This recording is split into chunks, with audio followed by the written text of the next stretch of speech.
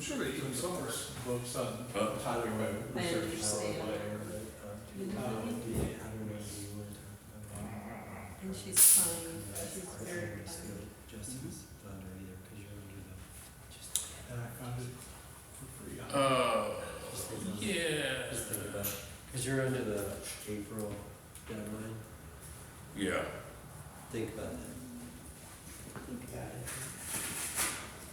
Great. Now cogs and wheels are grinding. Smoke's gonna start coming in. In case you have to remember. Oh? The wheel's in there, but the journey's dead. Yeah, man. Thanks everybody for coming out. Apparently we're on the eve of a freeze, so something like that. I thought it was coming tomorrow. Or tonight late or tomorrow, I don't know. But, our two features tonight are John Dorsey and Ken Gierke. Turn that off, sir. Yes. It was Victor, if you want to give him a hard time. John Dorsey lived for several years in Toledo, Ohio. He's the author of several collections of poetry, including Teaching the Dead to Sing, The Outlaw's Prayer, Sodomy is a City in New Jersey, Appalachian Frankenstein, Being the Fire, and Shoot the Messenger, Your Daughter's Country, Which Way to the River, and Afterlife Karaoke. His work has been nominated for the Pushcart Prize, Best of the Net, and the Stanley Hakes Memorial Poetry Prize. He was the author of the 2019 Terry Awards given out at the Poetry Rendezvous. John Dorsey.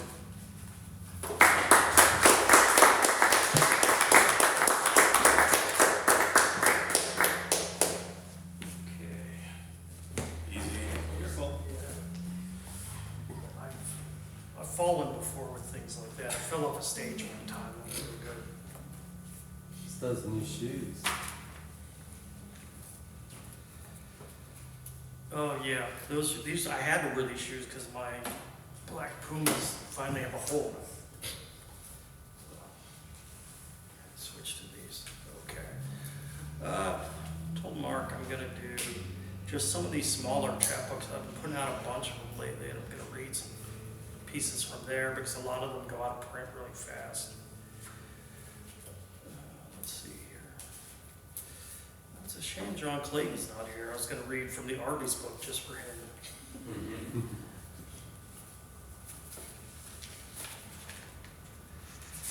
All right. How's everybody doing tonight? It's weird. It feels like really subdued in here. Doing that well. We could throw things. Yeah, I suppose so. Okay. You know, usually being unprepared, I still do pretty well, but I'm super unprepared today. All right, I'll do this. All right. Ken and Jason and I were in Portsmouth, Ohio, which is like an inch away from Kentucky. And if you have the opportunity to go to Portsmouth, turn it down and do something else. The hotel was nice, it was that. But I wound up writing this poem about the fact that when we were going through town in Portsmouth, the cancer clinic in town had letters that were dangling that were no longer really affixed. And I just thought that was the saddest thing in the world. It's a metaphor for the whole town. It's called The Dying Deserve a Larger Alphabet. In Portsmouth, Ohio, the cool air reminds you that it's raining in Kentucky just across the river. The sign for the cancer center reads something like CNCRCETR. The building itself in failing health, the remaining letters dangling like a loose tooth.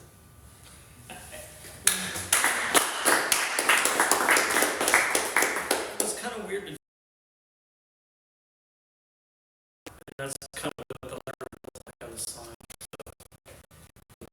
pair of jagged teeth. Okay. This is a poem called Midlife Crisis. Reverse midlife crisis. Settle down. Meet an age-appropriate woman. Get a 9-to-5 gig. The house, the dog, the neighbor kids playing baseball on their phones. Get around to the laundry. Eat solid meals with total strangers. Worried lips remain shuttered behind fences. Watch Hallmark movies on a TV. Live the dream.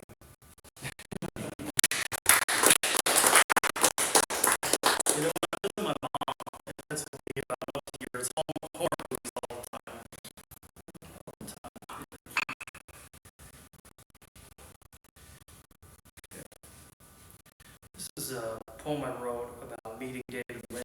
One time in my life, I met David Lynch at a diner at 3 o'clock in the morning. That's the best. Absolutely. Because he grew up around Philadelphia. I lived there for about 8 years. And we ate at the same diner, so one time I ran into him. It's called For David Lynch and Little Pete's. You sat alone, dipping fried Russian sweet bread in his slurpy soup at 3 in the morning. The waitresses warned everyone not to approach you. The lights overhead flickered like a dying firefly, half drunk. When they told me you paid for my handover, I watched you walk out and go around the corner, weirder than any frame of film ever captured of a fly drowning in a bowl of soup.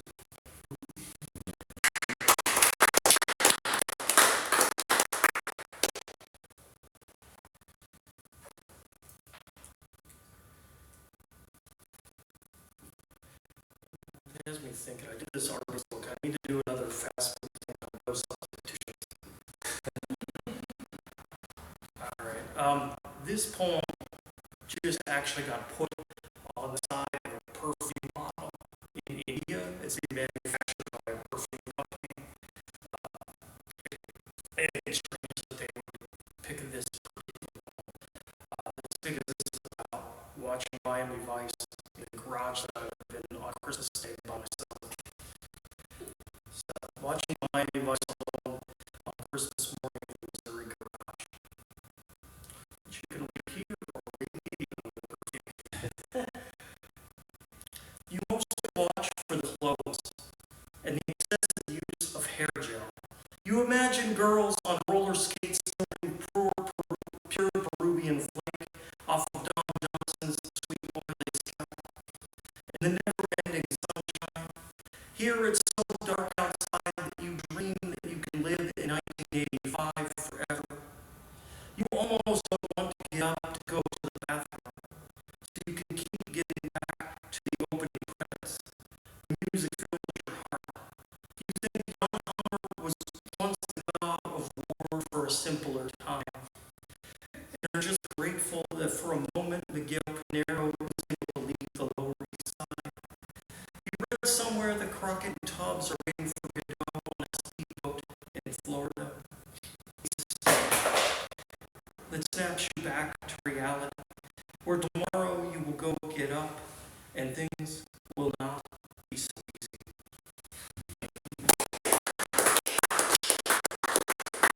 We all have hard times. Don Johnson, hard times. All right. Let's see here.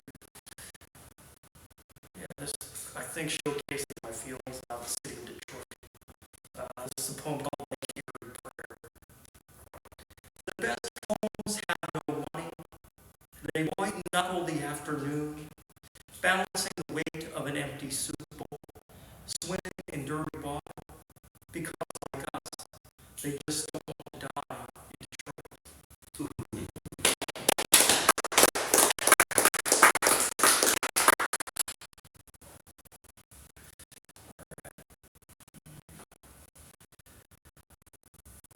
This is, I was with my friend Bill Gaines, who was very, very ill, but this was like 10 years ago in Kansas City, and the only thing he wanted in the world was blueberry pancakes, and we were in the middle of a blizzard. This is called Blueberry Pancakes in a Kansas City Blizzard. Your hands numb by the time the coffee arrives. You think of it like an old friend who taught you to drive through orange groves and under dying jacaranda trees. Someone orders the last plate of blueberry pancakes you've been dreaming about all day. So you get the gooseberry pie and 2 fried eggs, cursing them under your breath, and look out the window for anything that looks familiar. But nobody is coming to this side of town to save you from yourself. The ice melting in your beard has made you invisible to everyone but frowning waitresses who will forget you were here within a few minutes at most. Your hands will turn cold.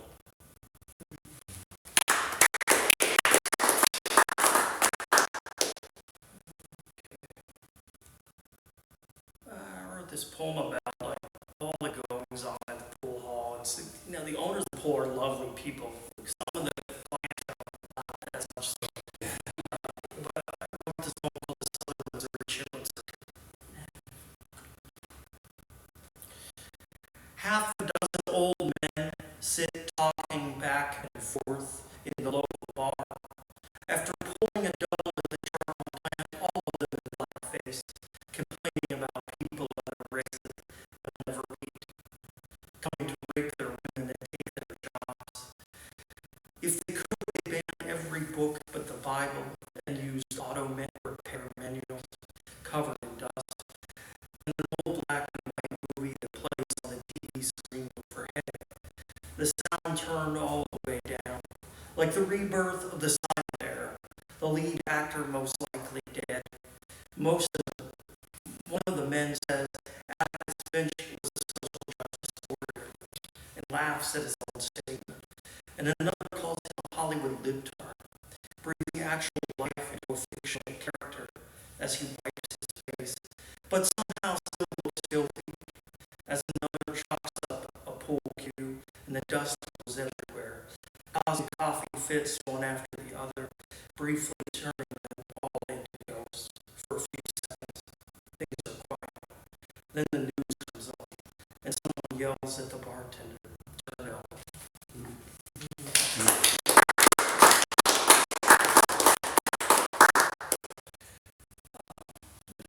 A couple of things here. When Mark was nice enough to take me to read, so I could read from the University of Missouri's OSHA program about a month ago. So it's in that long. But I always read different people, but I started reading from Mike James. Mike is, to my knowledge, the only feature that's going to is a lawyer. And we were planning on getting back here. He passed away, so. Just all Mike's.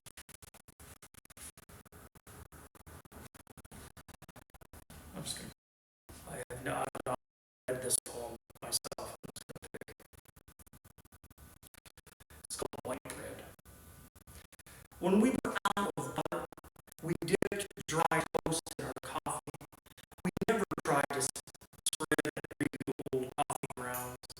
If the salesman with his dusty brown shoes came to our door, smiling with his simple satchel of pretties and fonts, we invited him in.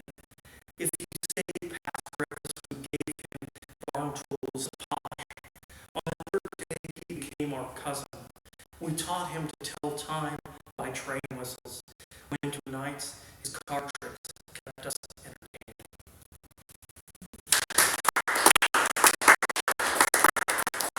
That's just not my favorite poem I've ever read. Okay, I'll read another one. It's called In This Place. In this place, I expect the morning light to end, and it does. It does. The sun reminds me which way is west. One last thing to guess about. Take me away from my plowed down routine. I'm mostly lost. The dreams I wake with don't stay close. Last night I dreamed about walking among flowers. This morning, one window frames the constellation of an empty field.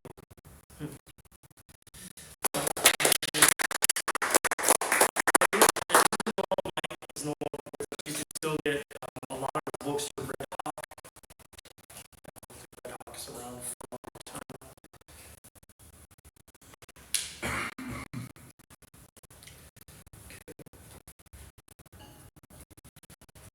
Something else here.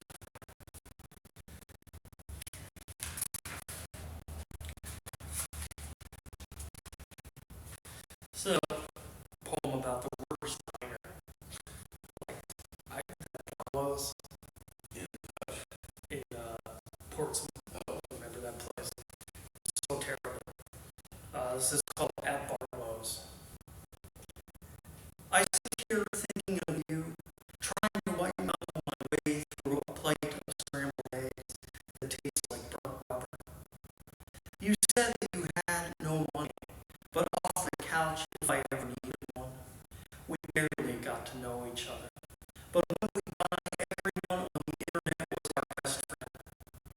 Kevin laughs the way old white people tend to before 9 a.m. And I look out the window at the morning traffic that passes us by. These rivers are the tributaries of the dreams we drowned in, but nobody tells us that.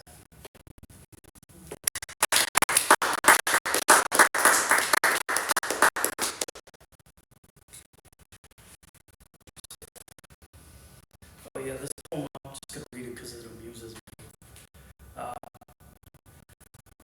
On the anniversary of Mike James's passing about a year ago, I'm writing this poem. It's called On the Anniversary of the Death of Mike James. There is barely any snow on the ground. It doesn't matter anyway. You weren't there to shovel it. The way it's pound shovel shit till her age.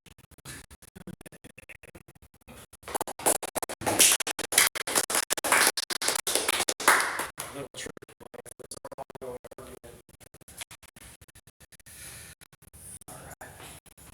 Need a few more, and I'll let Ken come up here. I want to thank you guys for being here. Everyone always asks to read, but I'd rather reserve a day. This is about my cousin Steve and his two imaginary friends from childhood. Their names are Buddy and Steve. This got into one of the hardest magazines to get into. You can think of how much time they took. As a boy, my cousin Steve had a pair of imaginary friends just in case one of them was ever out sick. Just so neither of them would ever have to feel lonely. 35 years later, I think about how none of us has any friends at 3 a.m. unless we're dying. And at a certain point, we all grapple with loneliness. And I wonder if Steve's imaginary friends had imaginary friends of their own. The kind you can call anytime, for any reason, day or night.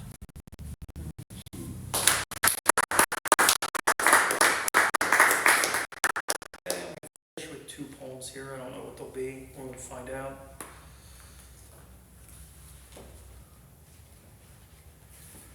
We'll refrain from that. I'm just going to read the Arby's poem and then I'll close out with a poem by somebody else. Actually, I'll read this instead. I was engaged to a woman 20 years ago, and that was a mess.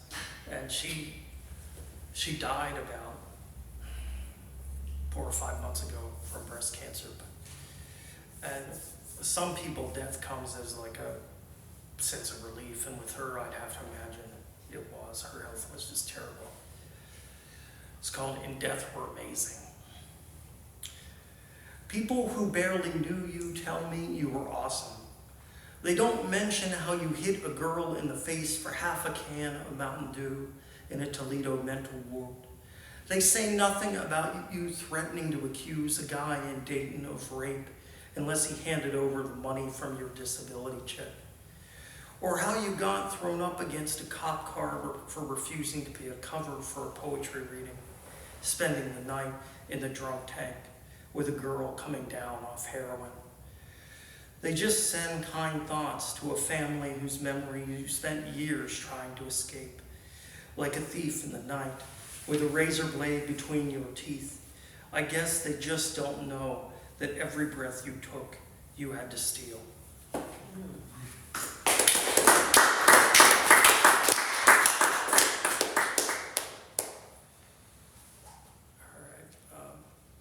read this poem many times, but let's see, maybe I'll pick another one.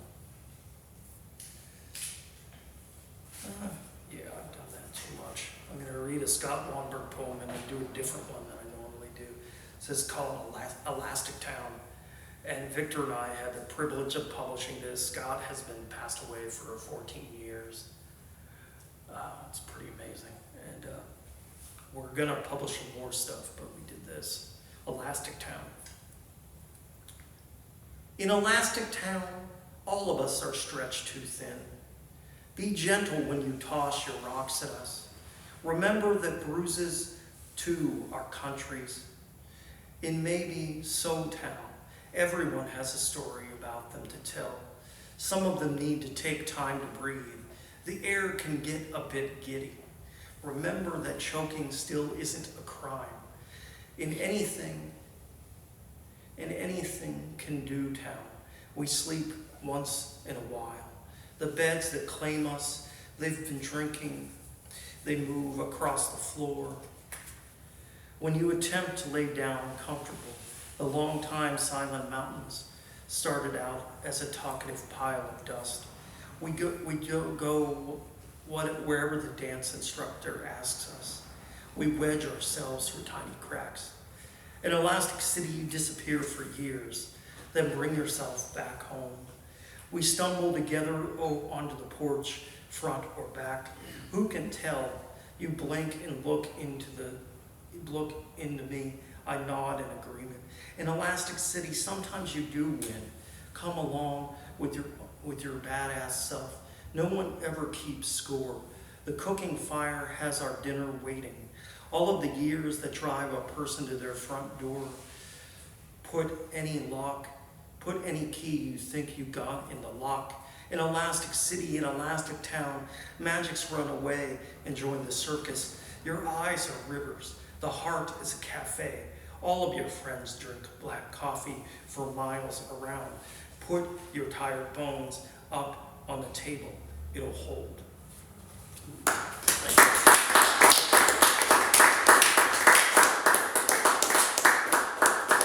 And I suppose everyone here probably has most of my books, but I brought a bunch over there on the table. Thank you, guys. Okay. Thank you. Good job.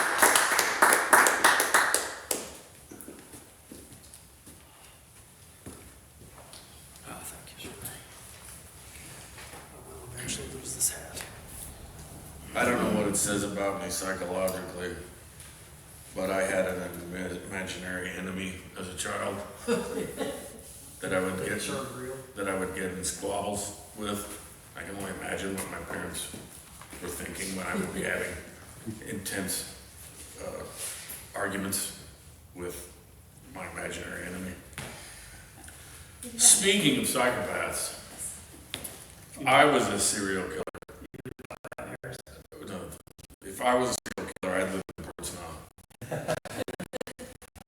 I mean, if you limited your kill to a certain number of years, I don't know what's so defining. I don't think anybody would really miss you or care. On another note, having nothing to do with psychopaths, Ken Gierke is a transplanted Western New Yorker moving in retirement to mid-Missouri in 2012. He is a Postcard Prize nominee. His poetry has appeared in numerous anthologies. His poetry collections Glass Awash in 2022 and Heron Spirit in 2024 were published by Spartan Press. Ken Gierke.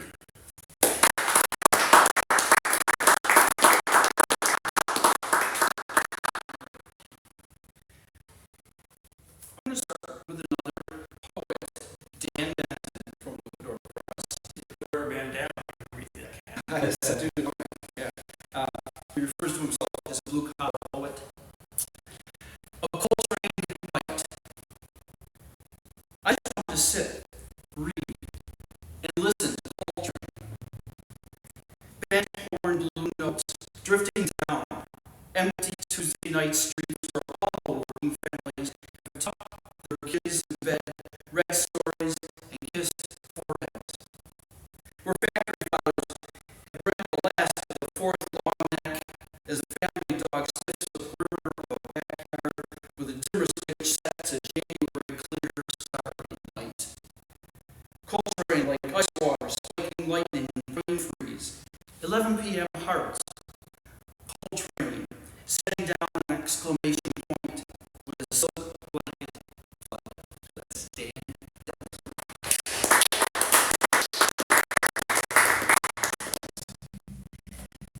All right, one from Bible Pure.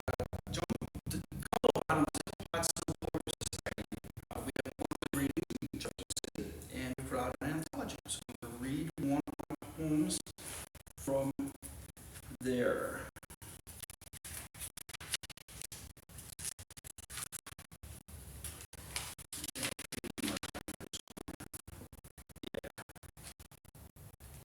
First dawn. All it is, all that we know to be true, could not be without a beginning. At the moment of birth, as senses were awakened by the light of the first dawn, the nothing of before forsaken. Darkness, the past that never was, left behind in an instant for the unknown, a promise of a future that life would hold more, the chance to experience the possibilities in store. And what possibilities they are. No guarantees, but potential for good or bad. Take it one day at a time. Understanding, learning from life's lessons, always discerning. We'll unforgotten that first dawn, yet we understand that each new day offers the same, holds the potential for a meaningful life, knowledge that is essential.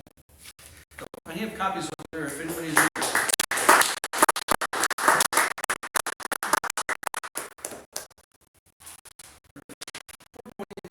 From my books. Bonnie and I first started coming to the readings of Carver's books about 3 years ago. Oh, it was early in 22. Yeah.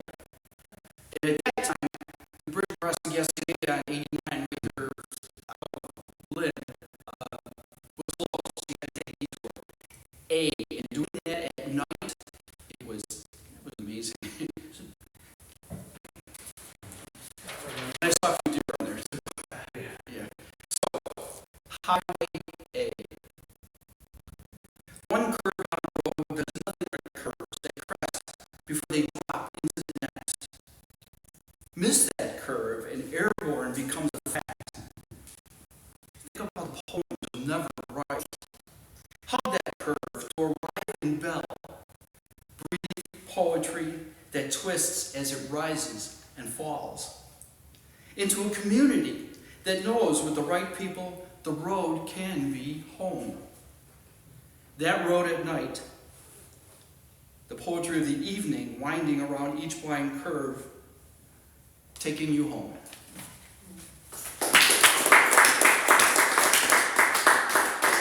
Thank you. And I'm going to read a poem that actually, I can say I'm reading another poet. It's a cento.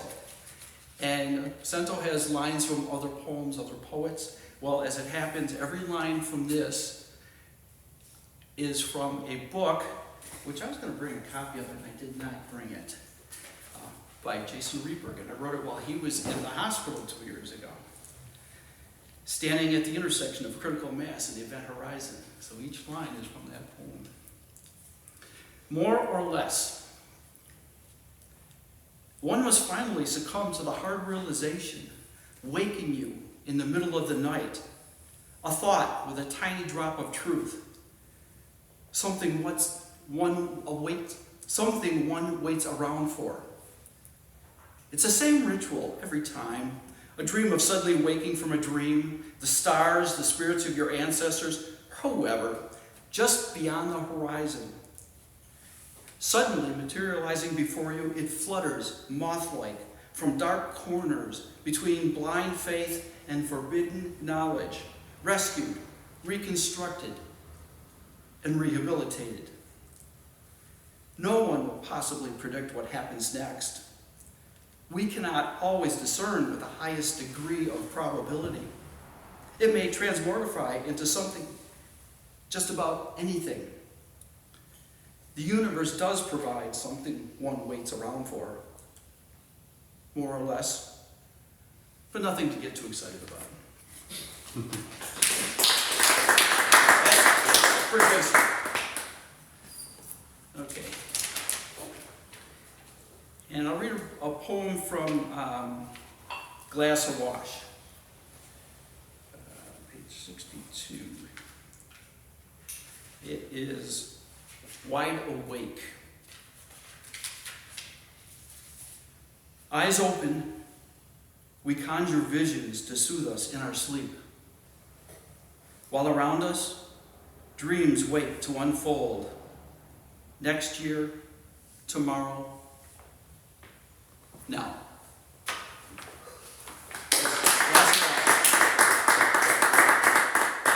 Which is also over there. Inherent Spirit. These poems in here are all nature-centric. There is a great blue heron on the cover that's in the Niagara Gorge, about 5 miles below Niagara Falls, and the water is that blue. I was about 20, 30 feet away from this bird, blocked by some shrubbery, and it never saw me. And 13, 15 years ago, so lower resolution camera, I've got a little clip, real small, I don't know, 340 clip, that of him catching a fish. So, yeah, him or her. So, blue on blue. My approach hidden by willow saplings. Unsuspecting heron stares into the blue. Neck straight, stretched to strike. Silver flash, smelt from water to beak. Head back, fish swallowed with a shake. Salmon leaps mid-river, heron turns to watch. Turns back to rocky shore. Easier game. So, Heron Spirit.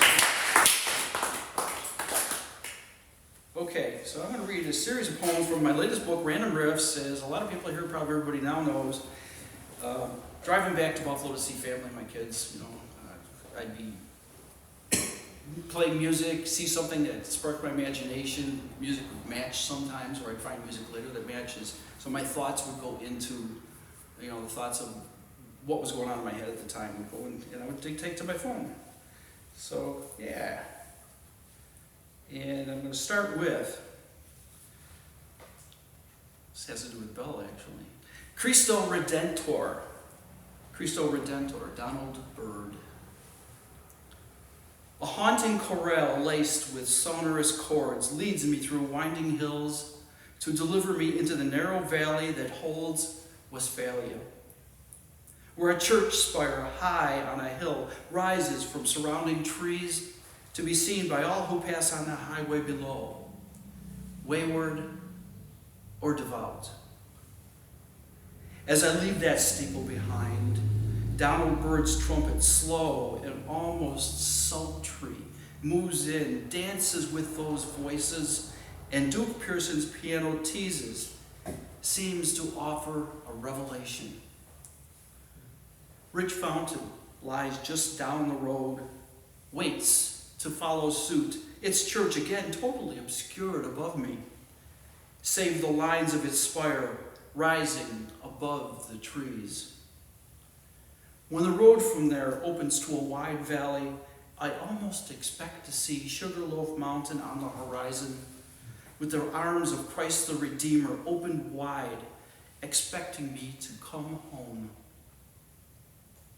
Once baptized, that boat long since capsized, I still know all the rituals, mouth the words at weddings and funerals, though I know they'll never be uttered at mine. As if knowing that ship has sailed, trumpet, piano, and chorale fade into the distance as I head down the road to Belle.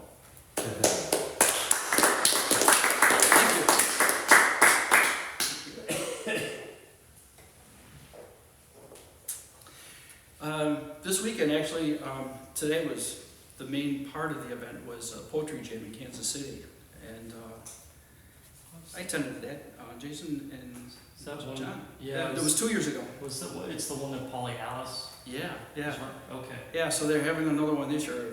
They had it today. A lot of people there, workshops, readings, and then afterwards, people just flew off and went where they went. And I went to a poetry reading. I can't remember where, an art gallery, I think. And so I was driving home and listening to music, and see what I do with these is, I mean, there's jazz, blues, rock, classical. I'll work maybe track titles or words from the songs, the music, and work them into these poems. So Explorations album, Bill Evans Trio. Driving once again at night, but it's not the darkness that brings inspiration as I leave Kansas City.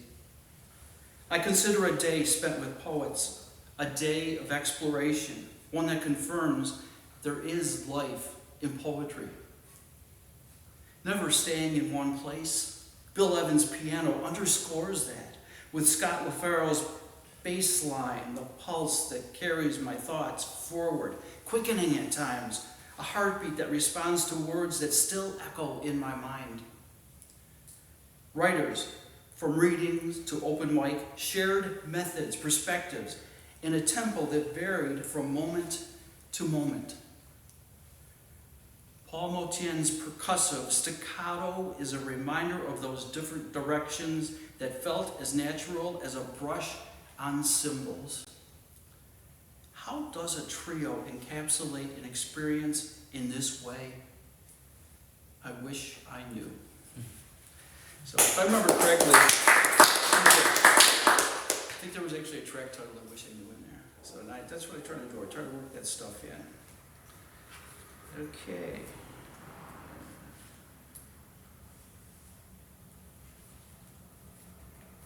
This was actually my first random riff that was accepted or published anywhere. It was at Trailer Park Quarterly.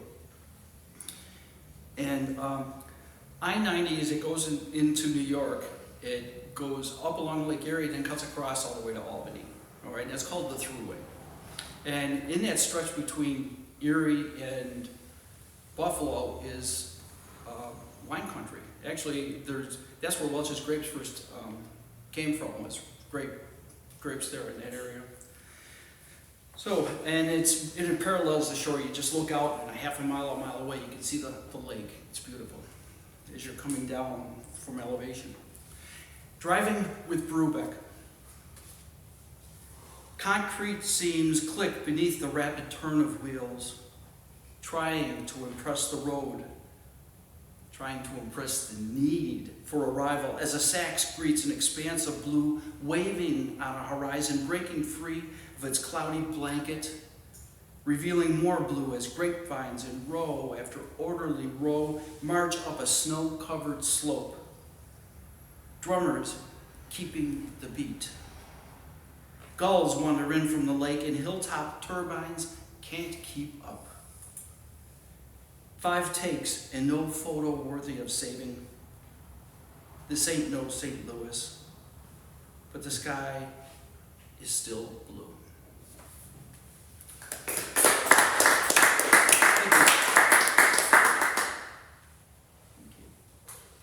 So this song that this is inspired by is more instrumental than it is lyrical. It does have some, and so I sort of, without stealing the lyrics, I paraphrase them in parts of this. And this relates back to when Bonnie and I, 2 years ago, last year, were making trips to Wyoming to help close out her sister's estate. So, Bridge of Sighs. Bridge of Sighs, Robin Trower. 1,000-mile drive to get here one last time, the last 2 on gravel. Another 50 yards up the drive. A chime weaves through a lone guitar as Robin Trower plays a forlorn tune. We walk past sage and weeds that tumble in the unending wind. Into the house, empty, cleaned of any signs of life, yet I hear a voice that speaks out. No sun will shine, no moonshine to cleanse this child. Here by choice, remote, but connected to the land she loved. Connections to her family were more tenuous. A life spent in search of satisfaction, always over a horizon that betrayed her, with one more of life's cruel tricks. She was found in the dead of winter, collapsed after trudging through drifts to get inside. And the voice continues. The wind blows cold on the soul of this poor child. The guitar continues, backed by a drum with a slow, deliberate beat, that chime weaving in and out, haunting.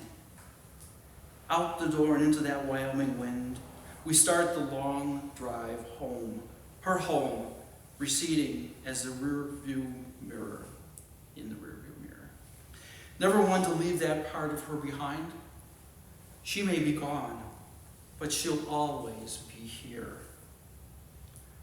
Cold and unforgiving, this unending bridge of sighs.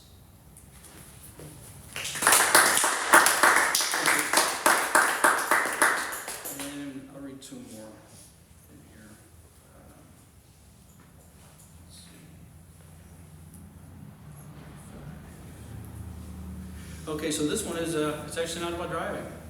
Just walking in nature, the trails at Run Conservation Area in Jefferson City. No place to go. No place to go. Fleetwood Mac with Peter Green.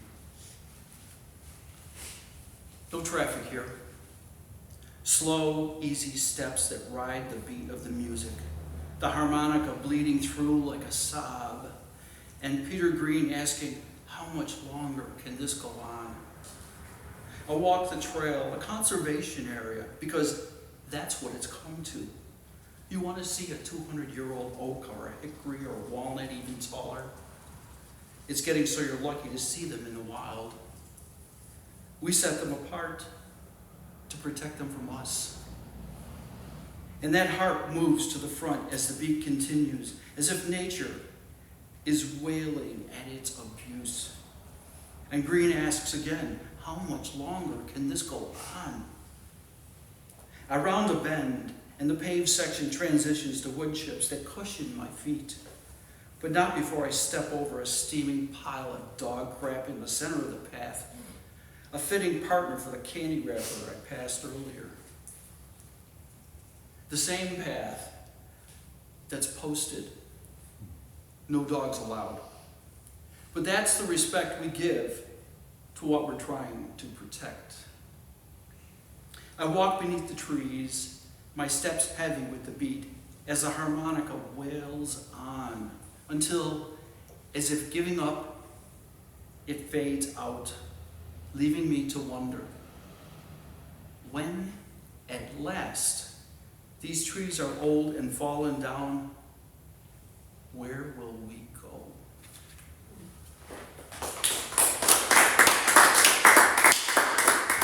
Thank you. And the last one from this book, and all copies of my 3 books, plus the Go Bottoms anthology are over there if anyone's interested. Nothing but time. Time, Fleetwood Mac. The clock ticks as it always does. An alarm rings.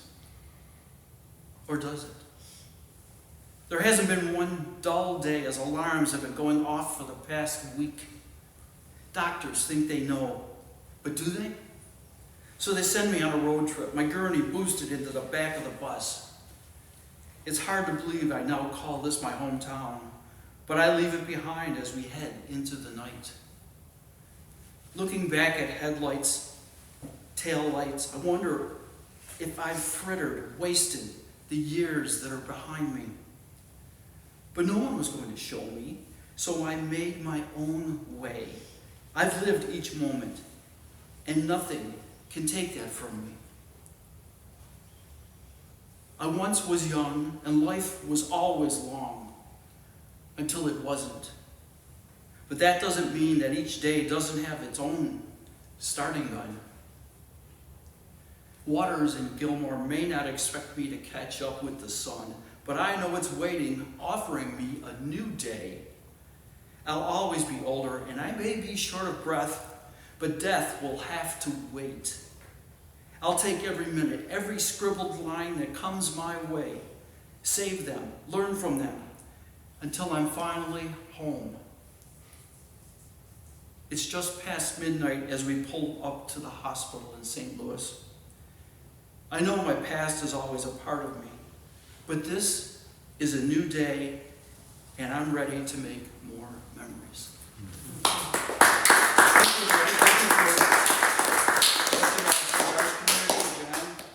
Jason, and this place is great. Thank you, Ken. I told Jason I was going to make one announcement, which is just to promote the next reading, which is December 6th. Agnes and Caitlin and James Hamilton from Wisconsin, they're all going to read together since we had to cancel because of the rain. Yeah. So the three of them. So December 6th at 6 o'clock. James Hamilton, that guy we saw in Chicago, Yeah. he's coming out here. Yeah. Is that your doing? He approached me. Oh, I'm teasing. I like him. But Belle is not ready. He's definitely a performance. Belle is not ready. Get ready. Get ready. Thanks again to Ken. Oh yeah, and John. Your hatred. No. It's just, let's take 5, and if anybody wants to read, sign up sheet. And 5 minutes. Hard five. A hard 5. Or the hook.